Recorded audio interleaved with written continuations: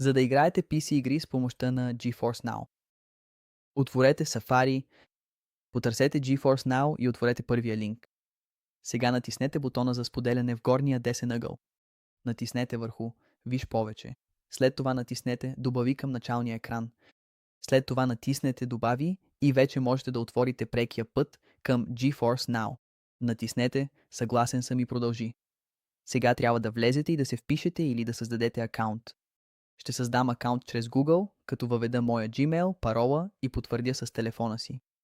След като влезете, трябва да въведете датата си на раждане или да редактирате показваното си име. След това направете капча и натиснете "Създай акаунт". Сега изберете каквото искате или оставете празно и натиснете "Изпрати". Сега GeForce Now ще ви поиска пропуск. Изберете безплатен, който ви дава всичко изброено под него, или можете да вземете по-добър срещу заплащане, което аз няма да направя. Сега, след като се присъедините, можете да видите всички игри, които можем да играем. Намерете игра, която имате в Steam, Epic Games или GOG.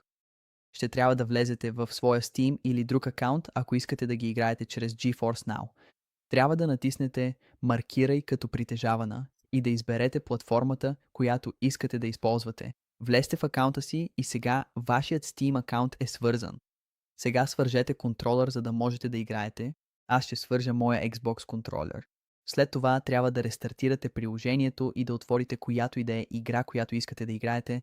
Приложението на Nvidia няма да ви кара да чакате, ако изберете платен абонамент, и ще ви влезе автоматично в Steam. Сега натиснете Resume, продължи, и както виждате, Doom Eternal върви перфектно, а контролерът работи отлично с играта.